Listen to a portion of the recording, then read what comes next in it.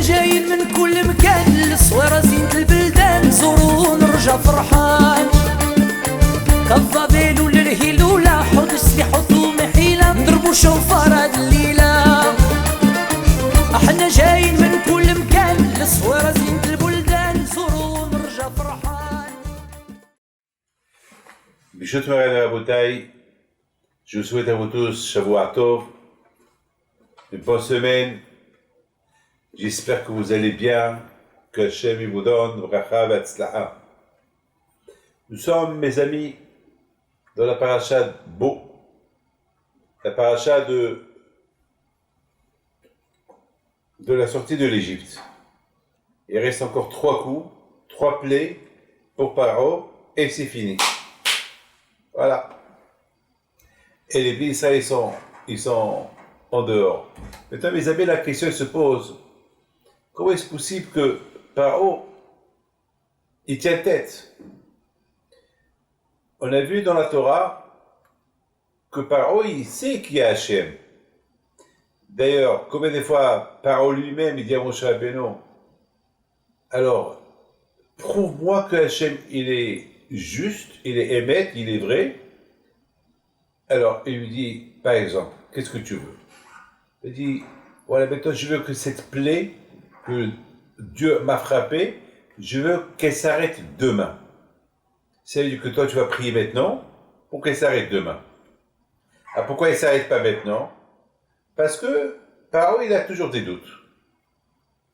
Peut-être que la prière, ce Dieu-là, il accepte que les prières de maintenant. Right away, maintenant. Mais les prières de demain, il pourra pas les, il n'a pas de force pour les accepter. Pour les honorer. Alors qu'on sait très bien que Hachem, il honore les prières de chaque seconde. Tu pries à Hachem. On dit, Karov Hachem l'chol korab, le Hachem korobem et la kajro, il est prêt à tout ce qu'il appelle. Donc ça veut dire que Hachem, il est prêt. Maintenant, il est prêt demain, il est prêt après-demain. C'est les prières. Lorsqu'on prie à Kadosh Baruch Hu, on prie pour toute l'année. Hein. Même pour 10 ans. Beaucoup de fois on dit, allez, je prie à Hachem qui donne une longue vie jusqu'à 120 ans. Ça veut dire que Hachem, il saura. Il est tout le temps, il est là, Hachem. Alors, Paro, il veut croire, il ne veut pas croire. Alors, il dit, Moshe Rabbeinu, d'accord, alors, et regardez bien, vous imaginez que Paro, il souffre avec le coup qui est en train de se produire, de se passer dans sa terre. Au lieu qu'il demande à Moshe Rabbeinu, je veux que ça s'arrête maintenant, non. Il dit, alors, je veux que ça s'arrête demain. Je veux que tu pries maintenant pour que ça s'arrête demain. Parce que je sais, toi, mon cher Rabbeinu, pourquoi des fois tu as prié pour maintenant, ça c'est vite, la prière a été acceptée. Mais toi, je veux voir pour demain. Tu pries maintenant pour demain. Alors, prie devant moi, pour demain. Mon cher lui a dit, d'accord. C'est ce que tu veux, espèce d'idiot. Mais à boule, espèce de fou. C'est ce que tu veux? Ok, demain. Demain, je prie maintenant pour que la prière elle soit acceptée demain. Alors, tu vois. Et c'est ce qui s'est passé. Le lendemain, la prière de Moshe Rabbeinu a été acceptée. Alors, vous voyez que Hachem, il est là. Alors, Paro, maintenant, il n'a plus aucun argument. Alors que Paro, il se prenait pour un dieu. Zamak, vous savez que les dieux, ils ne vont pas aux toilettes. Alors, Paro, soi-disant, il ne va pas aux toilettes. C'est-à-dire, il mange, mais il ne va pas aux toilettes. Il ne va pas évacuer parce qu'il n'y a rien à évacuer, parce que c'est un dieu. Mais bon, un dieu, il mange. Un dieu ne mange pas. Est-ce qu'un Dieu s'habille? Un Dieu ne s'habille pas. Est-ce qu'un Dieu, il boit? Un Dieu ne boit pas.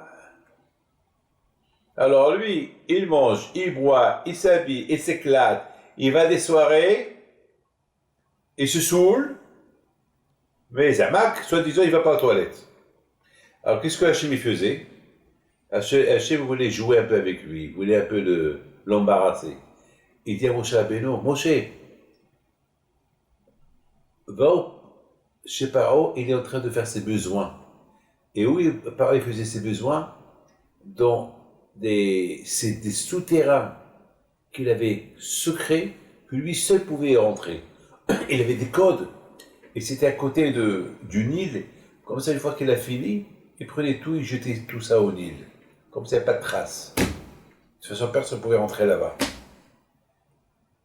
En cachette, Paro, il faisait ça. Et voilà, Hachem dit à Moshe Rabbeinu, allez, va tout de suite, il est en train de faire ses besoins. Et accroche-le en train de faire ses besoins. Et dis-lui, Paro, je suis là.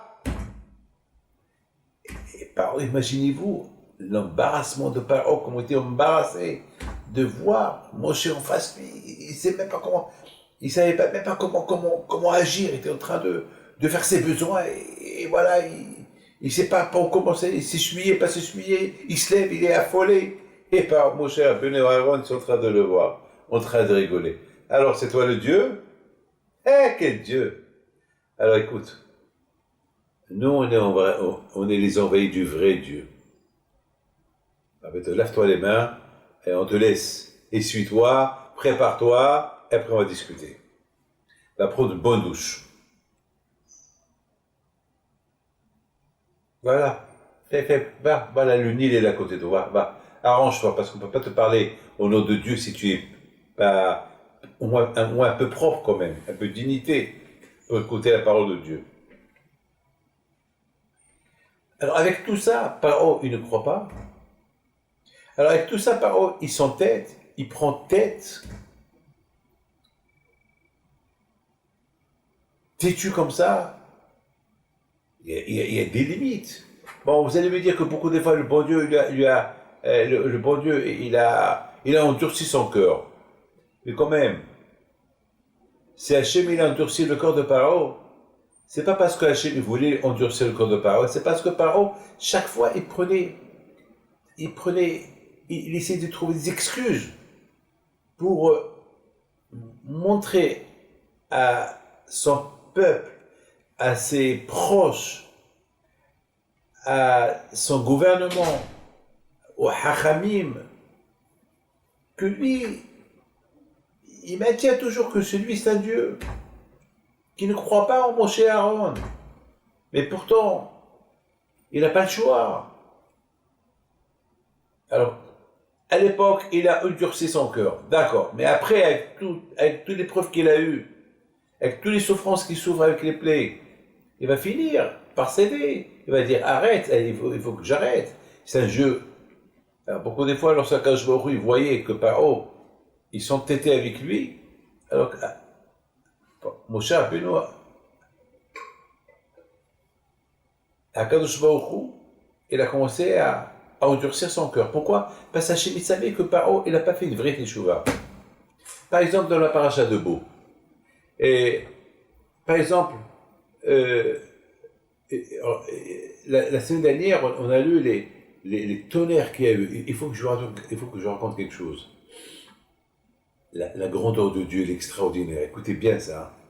Heureusement qu'on est croyant. Mais heureusement qu'on a les mots en Dieu. Heureusement. Moi, je ne bouge pas sans Dieu. Hein.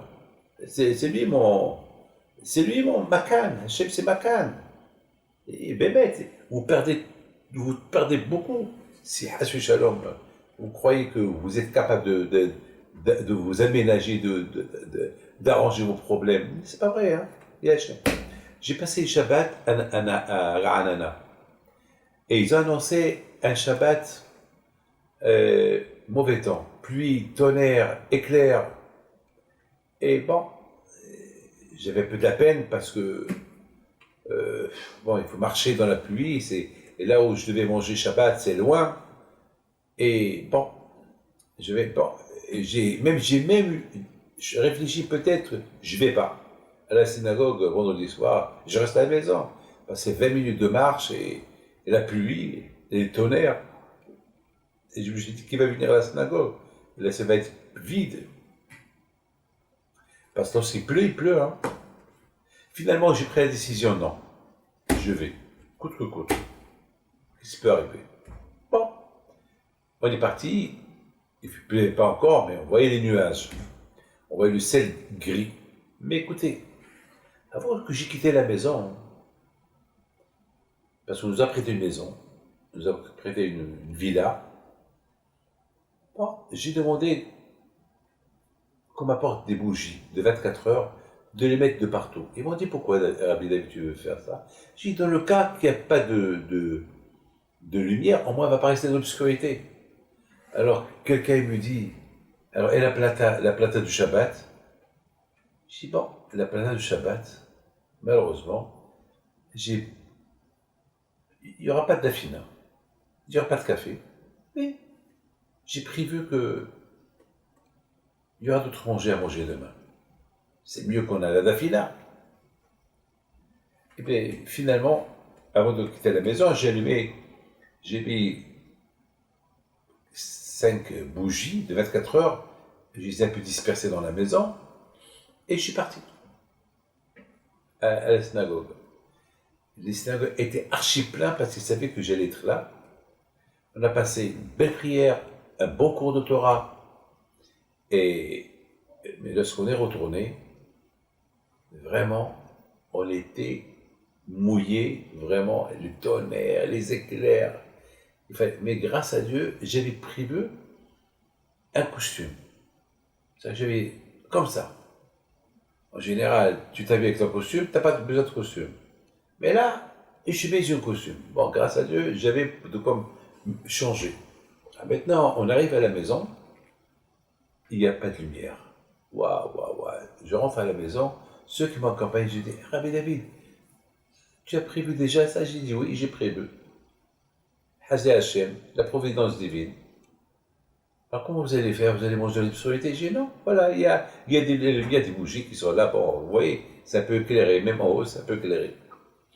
Alors, soudainement, il me dit, vous savez, à côté de chez moi, il y a un juif il a une femme de ménage qui n'est pas juive, elle peut venir. Je lui dis, qu'elle fait ce qu'elle veut. Bon. Une demi-heure plus tard, on avait la lumière, la femme de ménage du voisin, qui n'habitait pas loin, elle est venue, elle a allumé la lumière.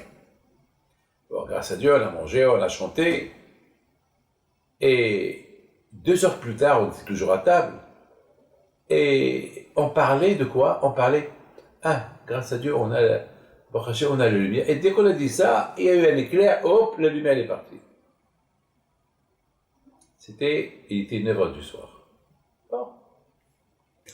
Pas de lumière, j'avais de la peine que je ne peux pas étudier.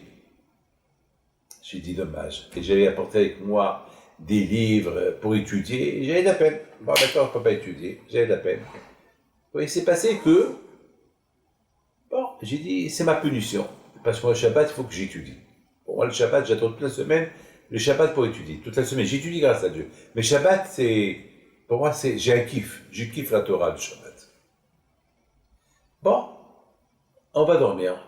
Il n'y a plus rien. Il n'y a rien à faire.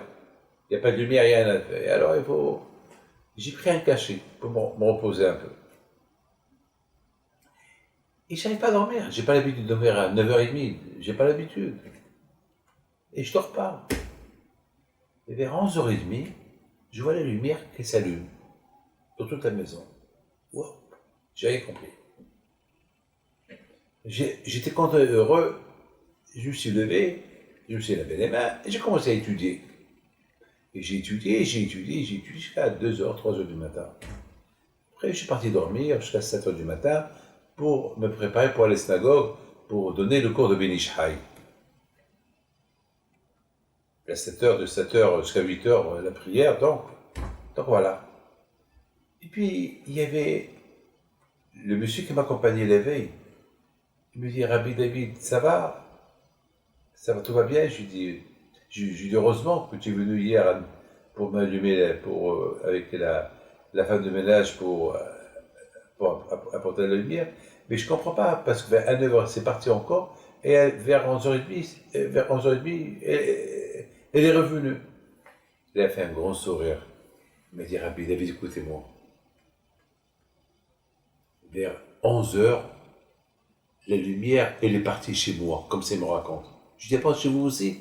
Oui, il me dit, c'est la première fois que c'est arrivé que j'ai eu une coupure de lumière à la maison. J'ai dit, qu'est-ce que tu as fait? Elle dit, tout de suite, j'ai dit, Rabbi David, il m'appelle. si chez moi il n'y a pas de lumière, ça veut dire que chez lui aussi il n'y a pas de lumière. Alors tout de suite je me suis levé, je suis parti, j'ai encore tapé chez la voisine et je lui ai dit, si ça ne vous dérange pas, encore une fois, moi, là où il n'y avait pas de lumière, elle est repartie chez vous, elle vous a allumé la lumière. Je lui ai dit, alors c'est toi alors. Je lui ai dit, alors je te dois, c'est grâce à toi que j'ai étudié la Torah pendant 2, 3, 4 heures. Merci beaucoup. Il dit, Rabbi David, il ne faut pas me remercier parce que c'est Hachem, parce que moi, jamais chez moi, il y a eu de coupe d'électricité. Donc je me suis dit, si ça s'est arrivé chez moi, c'est que vous êtes en train de m'appeler. Mais je dis, moi je ne t'ai pas appelé. Mais j'ai dit, comme ça j'ai pensé. Et la preuve, je suis arrivé chez vous à la maison avec la femme de ménage et j'ai vu qu'il n'y avait pas de lumière chez vous. Donc j'ai compris qu'il y a eu une coupure.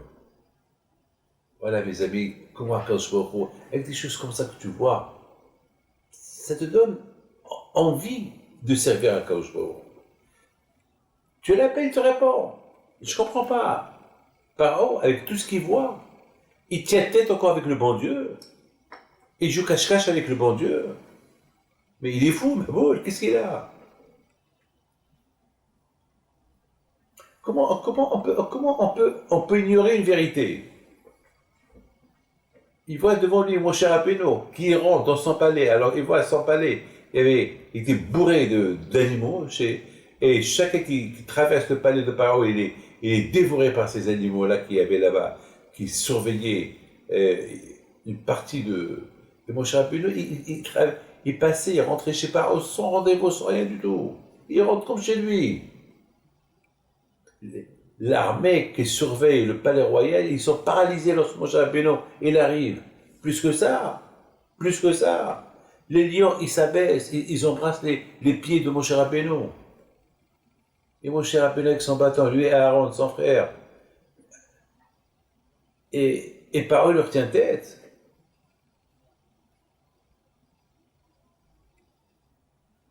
Même, comme je vous ai expliqué tout à l'heure, même lorsqu'il fallait, lorsque Paro était déterminé, ça et béton, il allait les renvoyer, mais on a vu que Hachem, il va lui endurcir encore son cœur pour ne pas les renvoyer. Mais on a expliqué pourquoi. Parce que Hachem, il a vu, parce qu'Akadosh Baruch Hu, il connaît le cœur de chacun de nous. Hachem, il voyait que dans le cœur de Paro, il n'était pas encore convaincu que Hachem, c'est lui le bon Dieu. Parce que c'est important pour Hachem, il dit de où qu'elle est Hachem.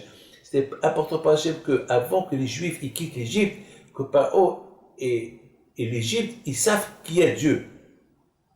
Un seul Dieu. Et c'est lui qui les a libérés. C'est pas Paro qui les a libérés, c'est Hachem qui les a libérés. Et de l'autre côté, Hachem, il veut nous apprendre à nous des leçons. Comment avoir la émouna Hachem. Donc c'est important pour Hachem que Paro il s'incline.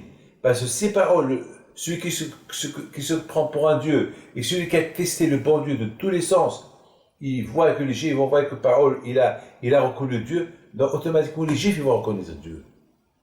N'oubliez pas que les Juifs ils étaient en Égypte esclaves de Paro. Donc c'est important pour Hachem que les Bnei Israël prennent exemple de Paro.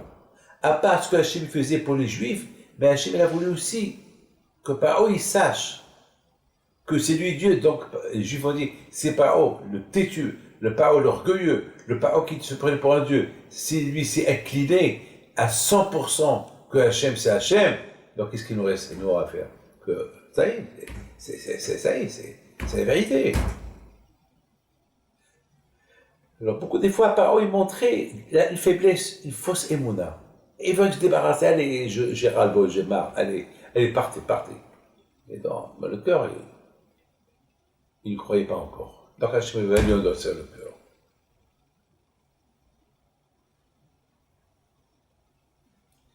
Mes amis, regardez, par exemple, dans la Torah, on voit que Hachem, il a montré à Paro quelque chose de spectaculaire. Que Hachem, il a dit à Paro, vous allez voir, tous les 10 plaies que vous allez recevoir, il n'y a que les Égyptiens qui vont recevoir le coup, ils vont souffrir les plaies, mais pas les Juifs. On a vu que la jungle, toute la jungle, tous les animaux du monde, ils étaient en Égypte, en train de faire massacre en Égypte, mais ils n'ont pas touché un juif. Ils ne sont pas rentrés dans la terre de Goshen, où il y avait là-bas une grosse partie des juifs. Il y avait le Hosher, les ténèbres, l'obscurité dans toute l'Égypte. Pendant 3 jours et 3 nuits, le soleil, on ne le voyait pas. Mais chez les Juifs, ils voyaient. C'est la folie. Lorsqu'il y a eu des vers, que les animaux ils mouraient dans la rue, avec une maladie, aucune bétail juif n'est morte. Tous les plaies, l'Égyptien va boire du sang, il prend de l'eau, il devient sang, et le juif, il prend de l'eau, c'est de l'eau. Et voilà. Alors, tout ça, par une tête, il doit avoir un problème. Alors, qu'est-ce qui s'est passé exactement? Pourquoi Paro, ça le dérangeait un peu, ou beaucoup, ou un peu, d'admettre qu'il y a Dieu. Admets, et on a fini. Non, il ne veut pas admettre. Alors quoi, qu'est-ce qui le préoccupe? Qu'est-ce qui le gêne? Quoi? Mes amis, je voudrais vous dire une chose. Vous savez qu'aujourd'hui, Baruch Hashem, moi j'ai arrêté de fumer. Et 12 ans ou 13 ans, je fumais. Je fumais un paquet par jour. Aujourd'hui, j'ai honte. Donc, je me rappelle que je fumais devant les gens. Je recevais les gens, je fumais devant eux. J'ai honte. Aujourd'hui, je vois, depuis que je fume pas, je suis allergique à la cigarette. Je vois des gens qui fument, ils puent la cigarette. Ils puent les mains, ils puent la bouche, ils puent leurs vêtements. Aujourd'hui, je ne peux plus supporter la cigarette. Depuis que j'ai arrêté, mais j'ai arrêté d'un seul coup. Hein. J'ai eu une pneumonie, ben, elle m'a réveillé, ben, je me suis dit ça suffit. J'ai vu, il y a un médecin qui m'a fait peur, ben, j'ai dit ça suffit, David, il faut vivre. Et surtout, je commençais à voir, beaucoup de fois, je vois ces paquets de cigarettes où il y a là-bas des photos terribles, des photos chez Michemort, je ne vais pas vous dire, hein. Vous avez vu des paquets de cigarettes, regardez là-bas, déjà c'est écrit là-bas que celui qui fume ça tue, déjà le mot, la mort, elle fait peur, et après là-bas tu as des photos, des poumons comme ils sont noirs, le cancer chimiquement qui provoque la cigarette, mais donc ça fait peur tout ça. Il y a des photos là-bas terribles. Et parfois, je ne comprends même pas comment les gens peuvent fumer ces cigarettes-là lorsqu'ils voient dans le paquet tous ces photos qu'il y a dans les paquets. Comment? C'est la folie, c'est... Bon, et je me rappelle, il y avait quelqu'un qui fumait, et que sa femme, il lui a dit, il est venu chez moi, sa femme, elle pleurait, Rabbi David, mon mari fume, et c'est très dangereux, il tousse, c'est grave, et j'ai peur que maintenant il doit faire des analyses, j'ai peur pour lui. Alors, il me dit, Rabbi David, il vous écoute, il vous aime, parlez-lui. Il vient chez moi. Alors, je prends, il s'assoit, je lui dis, tu as une cigarette? Il m'a dit, monsieur Rabat, vous fumez? Je lui dis, non, je ne fume pas, mais tu as une cigarette? Il dit, oui.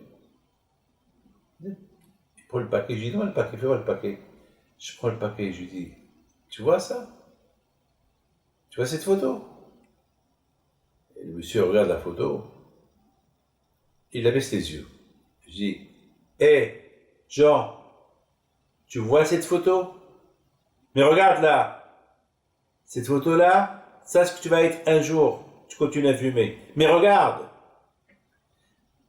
Et j'ai crié, regarde! Alors il regarde. Et à un moment donné, il abaisse encore les yeux. Je lui dis, regarde-moi. Il me regarde, je lui dis, mais te regarde. Tu veux nous regarder les deux. Voilà ce que tu vas être un jour.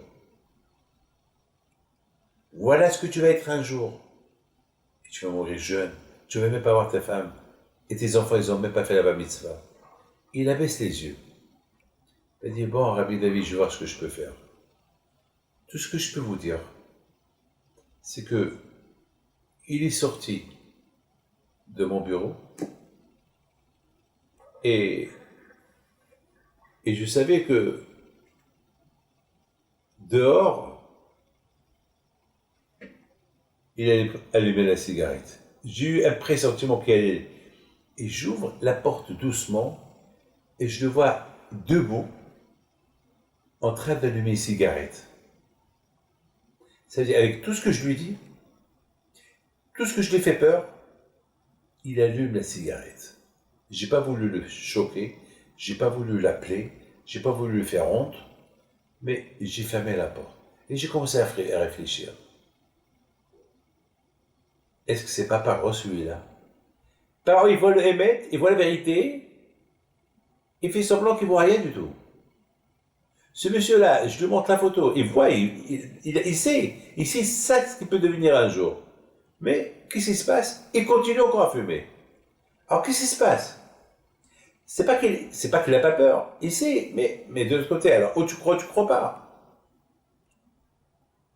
Vous savez c'est quoi la réponse? C'est que ce monsieur-là, ce fumeur, dans sa tête, c'est que jamais il va mourir. La preuve, voilà, il y a Rab Kadouri, par exemple, qui l'a fumé jusqu'à l'âge de 100 ans, et il est resté vivant. Voilà, mon oncle aussi, j'ai un oncle qui s'appelle Abimir Pinto, il est mort à l'âge de 85 ans, il fumait un paquet de beurre, et lui aussi, il est pas... Mais d'accord, c'est une minorité. Il y a une minorité qui fume et qui ne meurt pas.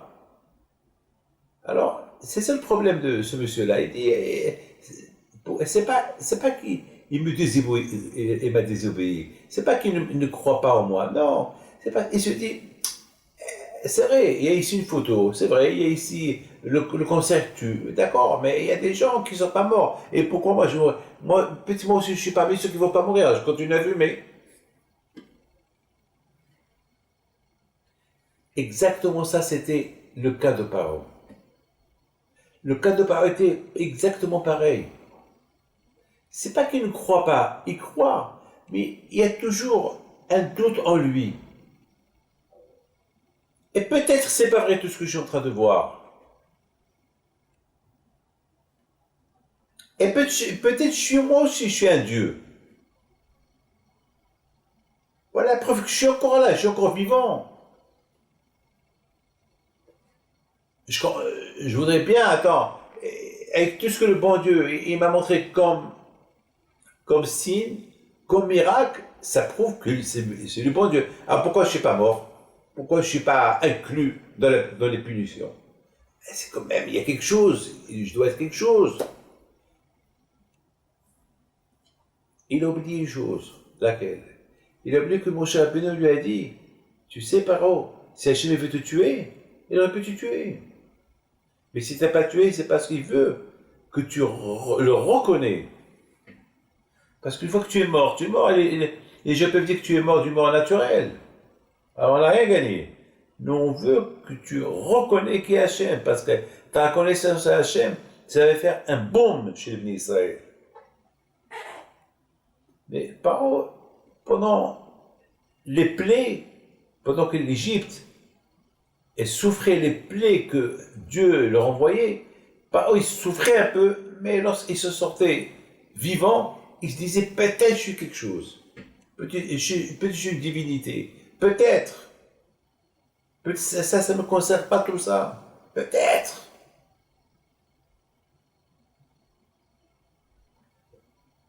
C'est ça qu'a fait, et quand Paro vraiment il a changé d'avis, que vraiment il est nul, alors là, lorsque tous les premiers-nés égyptiens sont morts. Alors il faut savoir une chose, qu'à l'époque, les Égyptiens, ils vénéraient les premiers-nés. Chaque premier-né était considéré comme un dieu. Donc lorsque Paro il a vu que tous ces premiers-nés sont morts, et lui n'est pas mort, alors là il a compris que, parce que c'est écrit dans la Torah, Prol Elohim Mitzrayim et c'est facile. C'est écrit dans la Torah quand il a dit à Moshe Rabbeinu de dire à Paro que tous les dieux égyptiens ils seront punis le jour de la sortie des Juifs de l'Égypte. Donc déjà, quand je vois cette nuit là-bas, tous les idoles, là où il y avait les idoles, ils sont morts, ils sont tombés, ils sont cassés, et les premiers-nés, ils sont morts. Un et unique qui est resté vivant, par an. Tous ces enfants, ils sont morts. Puis les premiers-nés, ils sont morts. Donc il y avait un qui devait il devait prendre sa place, donc c'était considéré comme un dieu, lui aussi il est mort. Là, pareil, il a eu peur. Là, pareil, il a compris, c'est fini pour lui. Là, c'est fini. Comme ce monsieur-là, que c'est une autre histoire. Comme des fois, les médecins, tout le monde l'a averti d'arrêter de fumer. Il n'a pas voulu arrêter de fumer. Et à la fin, lorsqu'il a attrapé la grave maladie et qu'ils lui ont donné 1 an à vivre, parce que même les chimios, elle n'a pas fait d'effet sur lui. Donc, il lui restait quelques mois à vivre. Il a décidé d'arrêter de fumer. Mais c'est trop tard. Il fallait arrêter de fumer lorsque tu étais au camp, lorsque tu n'avais pas la maladie. Alors là aussi, c'est Paro. Alors maintenant, Paro, c'est maintenant que Paro, il veut. Maintenant, c'est maintenant qu'il fait tes chevaux. Maintenant qu'il voit que tout le monde est mort, c'est maintenant qu'il dit, il dit à Moshe, ça y est, je lève les bras, quittez l'Égypte. Moshe, il lui a dit, de toute façon, il ne te reste plus rien, c'est fini. Toi qui croyais qu'il y avait peut-être une possibilité de divinité en toi, t'as vu, tous les premiers-nés sont morts. Si toi on t'a laissé vivant, Hachem t'a laissé vivant. Il dit pour que tu vois que tu es nul. De toute façon, on n'a pas besoin de ta permission qu'on quitte l'Égypte. On quitte l'Égypte. Parce que c'est Hachem. Non, simplement, tout le but d'Hachem, parce qu'il y a beaucoup de gens qui se posent des questions. Est-ce qu'Hachem avait besoin de consulter Paro pendant 1 an pour quitter l'Égypte? Hachem, il peut apporter un tremblement de terre en Égypte et quitter l'Égypte. Il n'avait pas besoin. Il n'avait pas besoin. Alors quoi? Pourquoi Hachem? Eh bien, justement, à Kadosh Baruch Hu, à travers ce qui s'est passé en Égypte, Hachem, il veut montrer, il veut dévoiler au monde entier que lui, il existe, que lui, il est le patron du monde. C'était une démonstration. Et celui qui veut suivre, qui suit. Celui qui ne peut pas suivre, qui ne suit pas. C'est ça, mes amis. C'est ça, mes amis. C'est ça la raison pourquoi. C'est la raison pourquoi Akadosh Baruch Hu, il a frappé l'Égypte des coups durs. Pour qu'à la fin, par lui-même, il avoue que Dieu est le vrai.